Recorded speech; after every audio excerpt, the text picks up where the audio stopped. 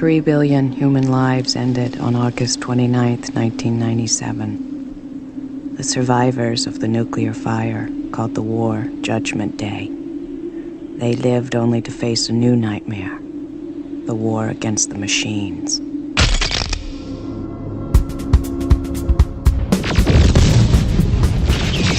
When we watched the rise of the machines in Terminator 2, 2029 felt so far away there was no need to worry about it. Now, the exponential curve in the rise of technology is happening, and artificial intelligence and robots are getting smarter and faster to the extent some of the world's greatest thinkers, such as Elon Musk, believe a Skynet could be on the cards. I think we really need to be more concerned about deep AI. You read a lot of science fiction. Is it giving you nightmares at the moment? This It has given me nightmares, yeah.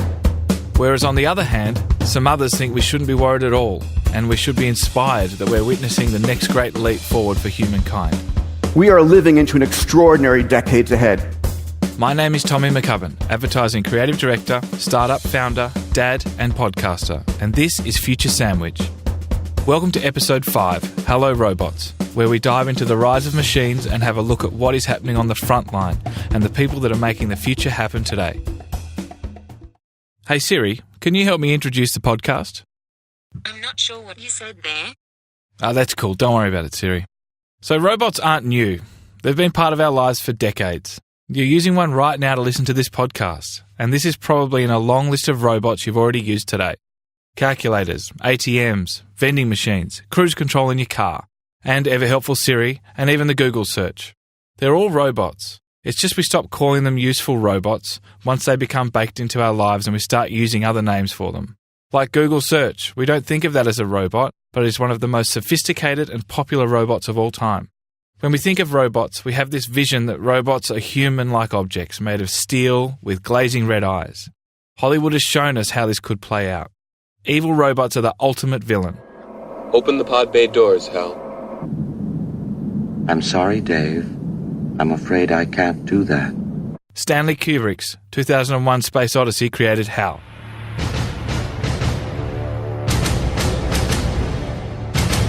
James Cameron's Terminator 2 introduced Skynet, which wipes out LA. Megatron Prime! And Michael Bay at his best in the Transformers series, where humans and ally robots, the Autobots, fend off the Decepticons as they try and destroy Earth. And more recently, Ex Machina, which I'm watching this weekend, but in the meantime our sound engineer Matt will give a quick review. Thanks, Tommy. So the synopsis. A young programmer is selected to participate in a groundbreaking experiment in synthetic intelligence by evaluating the human qualities of a breathtaking humanoid AI. Ex Machina covers some pretty interesting areas. For example, the Turing test, something I wasn't aware of until watching this film, created by Alan Turing in the 1950s. Are you building an AI? I've already built one.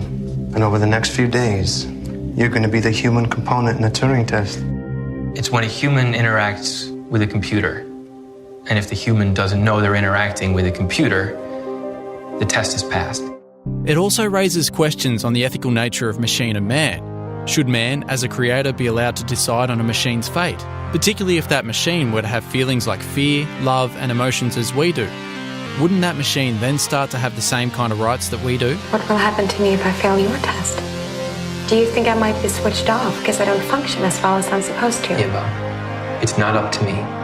Why is it up to anyone? But what do we do if a machine that says, "I'm trapped, help me," doesn't feel anything at all and is manipulating the situation in order to free itself? And how would we then distinguish this from a machine that actually does feel trapped and therefore needs to be helped? This film toggles those issues beautifully and paints a pretty interesting picture on what we as humans would do in the presence of an advanced humanoid AI. I don't want to give away too much, but let's just say some of the elements covered in the film are both amazing and frightening. Do you have people who test you or might switch you off? No, I don't. Then why do I? The scariest part is not their red LED eyes, it's their brain, or their computer, or otherwise known as artificial intelligence, or AI. This is the bit that has the potential to destroy us. Humans have created a computer that does do a form of learning. It's called deep learning. This is Peter Diamandis from Exponential Wisdom Podcast. Deep learning is a process that mimics the brain and has effectively these layers of neural nets And deep learning is something which is a computer that's able to learn very much in the way that the brain learns. And it's been applied a multitude of different ways. We see deep learning as the underlying driver for Google Photos I love Google Photos. It takes all the photos I take on my iPhone or my Android phone, and it categorizes them by people, by location, by what is context, what it's seeing. Is this on a plane? Is it in a boat? Is it a dog? Is it a car? What is it? So deep learning is actually not a person programming a computer, this is a cat. It's a computer learning on its own. These are the parameters that make something a cat. And so deep learning is coming on strong in a huge way. Deep learning is why some people think Hollywood's depiction of destructive, evil robots and AI is accurate, at least as far as the intent to take over Earth. And by engineering robots and AI, we're summoning the devil. Here is an interview with Elon Musk in January 2016. Elon has produced one of the most impressive robots in the form of his Tesla car, and more recently the 7.0 update that included the autopilot feature, where you can for the first time be driven and controlled by a robot with near full automation. You've taken a lot of interest in artificial intelligence. This is becoming an artificially intelligent car. Well, it's narrow artificial intelligence. You've also expressed concern about where that's heading. Is that because you've looked at what that car can do and have thought, what happens if it develops a mind of its own? Why are you worried? No, we don't need to be concerned about the cars. A car is not deep AI. It's a narrow use case. We're not trying to build sentience into the car. It's just trying to look at the lines on the road and steer correctly. And I would consider that to be essentially a solved problem. It's just a question of refining the details of the technology and bringing that to market, and then improving the nines of reliability. So in order to have a self-driving car, you really have to have many nines of reliability. So it's 99.9999%, something like that, is how good it needs to be. Let's say, to first approximation, you would want a self-driving car to be an order of magnitude safer than a human-driven car. And if you're like, okay, it's 10 times safer, then it's like there's no more doubt, there's no more debate about which one is safer. But it's still a narrow use case. The cars are not going to develop consciousness or decide that they want to take over the world or something like that. I think we really need to be more concerned about deep AI. Yeah. And why do we need to be concerned about that? Well, I mean, because there are, I think, scenarios where if there's some vast intelligence that either develops a will of its own or is subject to the will of a small number of people, then we could have an undesirable future. I mean, if you want to read a real scary one, I'd say Harlan Ellison's "I Have No Mouth and I Must Scream" will give you nightmares. You read a lot of science fiction. Is it giving you nightmares at the moment? It has given me nightmares, yeah. While some have nightmares, others have dreams where we're on the brink of something quite magical. Dreams that we are living through the next great human revolution. If you were going to make a robot to wipe us out, it wouldn't look like a human. It would probably be a swarm of 100 micro-drones with 360 night vision and infrared, loaded with bioweapons. The rise of clever robots has been happening for a long time. They have been beating humans at intellectual challenges for decades. So let's run through some of their greatest hits. People started taking AI seriously in 1997, when IBM's Deep Blue took down chess champion Garry Kasparov.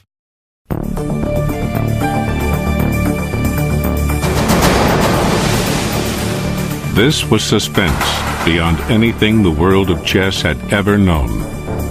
Garry Kasparov, 34 years old, a cheerful and confident player throughout a dominating career, hovered over his pieces in the deciding game of a match with an implacable challenger. Deep Blue, a computer. Kasparov won the first game in a breeze. But the next day, he got the shock of his life. To Kasparov, Deep Blue played the second game much more strongly, differently. Unlike a computer, he said. Kasparov conceded, and the loss wore on his mind for the rest of the match. In each of the next 3 games, the world's preeminent chess players, man and machine, battled each other to a draw. Kasparov's early scorn for Deep Blue's abilities had proven a great mistake. In the final game, the computer led with the white pieces, and soon Kasparov's fans had to admit that the once unthinkable might actually be happening. How had it come to this? Yet Deep Blue versus Kasparov was justly called historic. The programmers had proved it was possible to build a chess-playing machine that could defeat the best human opponent. Nevertheless, the machine they had built did not play chess by thinking in the same way a human does. A machine that can think remains the dream, and it's still many years and quite a few startling breakthroughs away. Then, in 2011, AI successfully beat a world champ at something far more complex, American game show Jeopardy! More on that showdown on one of America's most beloved game shows, Jeopardy! 2 human champions going brain to brain with a supercomputer named Watson. We dispatched David Muir to tell us what we've learned about man versus machine. Let's take alternate meanings for 200, Alex. Call it man versus machine, superstar contestants against the supercomputer.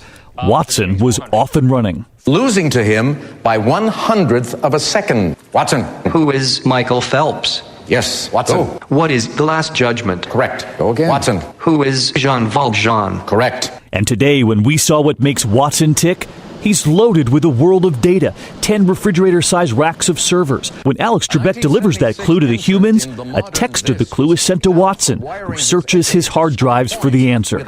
A long way since that first computer with a hard drive in the 60s could store about 1 Manhattan phone book. Watson can now hold 12 million of them. In the 80s, IBM's first PC could understand about 5,000 words. Watson, 125 billion. But sometimes that data misses the human subtlety. Stylish elegance, or students who all graduated in the same year. Watson. What is chic? No, sorry. What is class? Class, you got it. The mere mortal got it right. Viewers might be asking, what does the future hold after watching a supercomputer like Watson take on 2 champion contestants? But scientists will tell you that even though Watson can handle 80 trillion instructions per second, that the human brain is still capable of far more. Take that, Watson.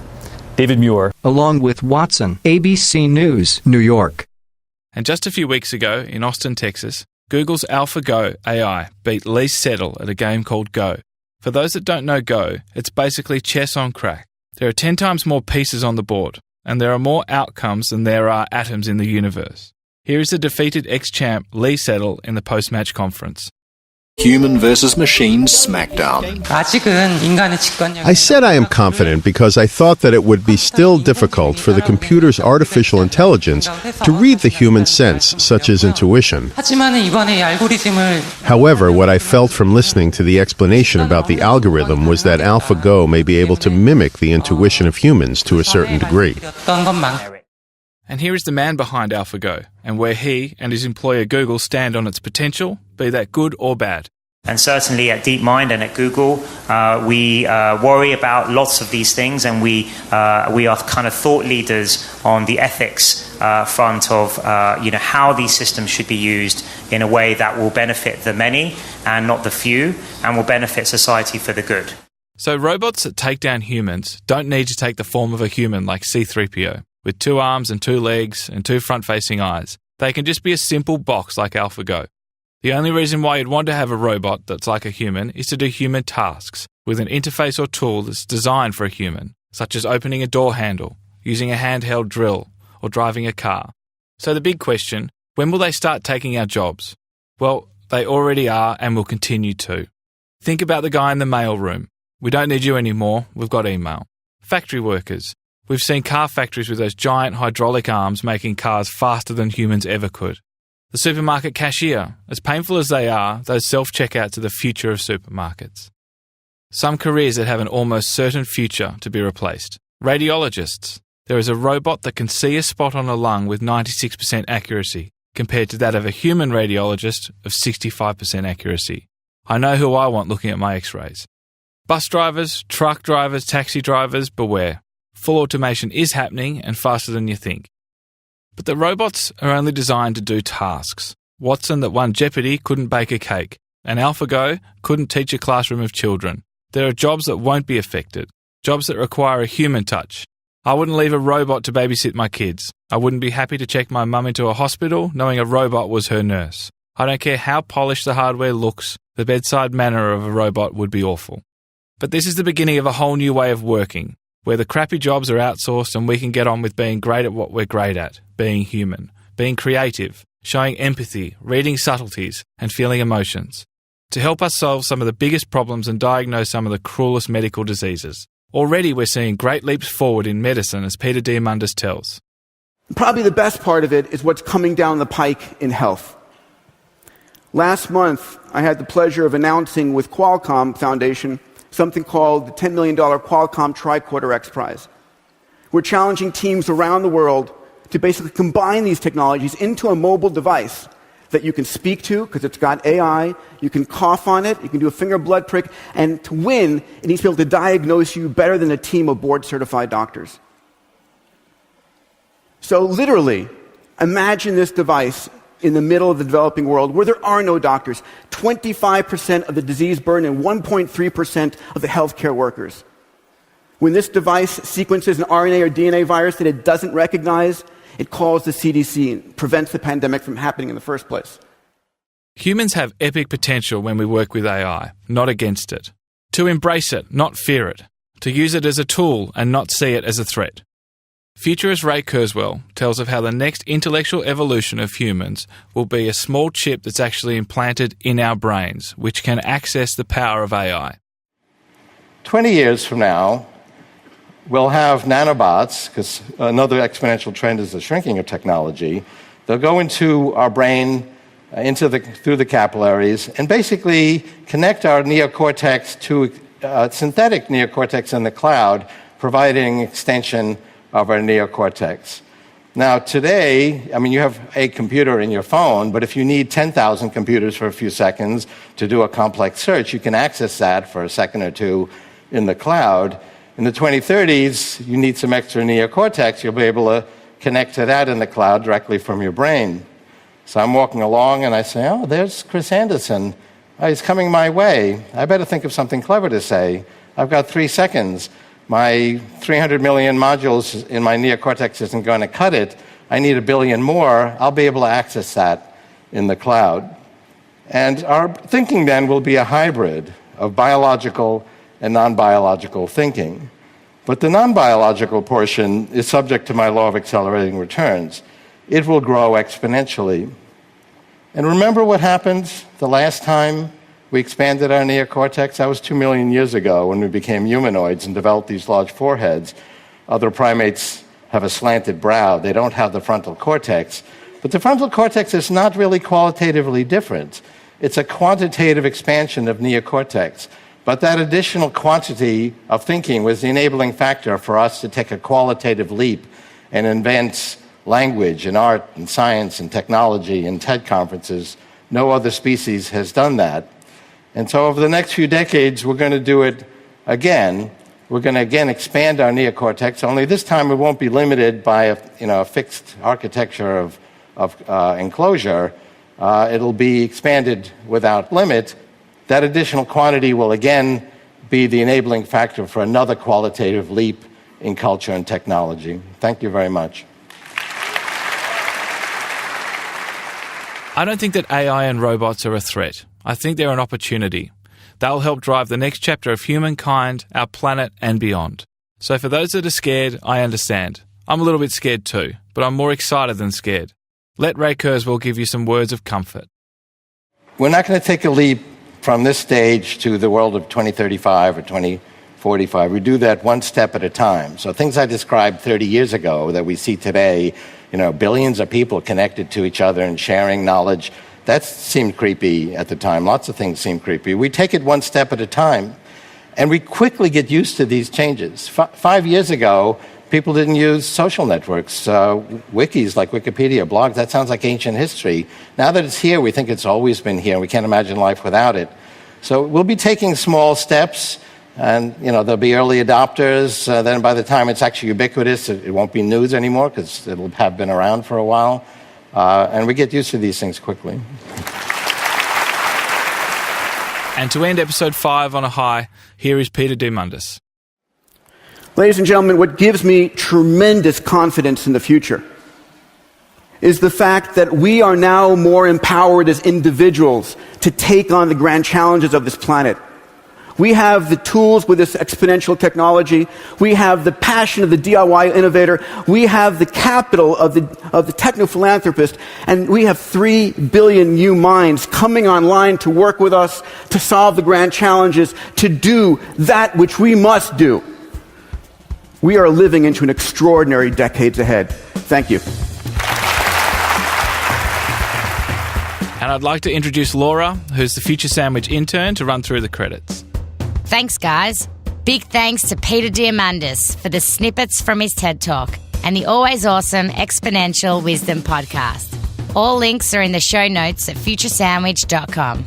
Also thanks to Ray Kurzweil. He's a brilliant mind. Get on his stuff at TED. See some links in the show notes. And of course, we need to thank all the robots. You were especially helpful. Even you, Siri. And most importantly, Matt Thompson for editing like a boss. If you enjoyed the show, please subscribe to Future Sandwich on iTunes or follow on SoundCloud or get new episodes in your inbox by signing up at futuresandwich.com. Also, give Tommy a shout on Twitter at @TMcCubbin. He's always up for hearing what you think or any suggestions of people we should talk to. People who are making the future happen today. That's a wrap for episode 5. Hello, robots. See you next time when we're talking about the future of drones or health. We haven't quite decided yet.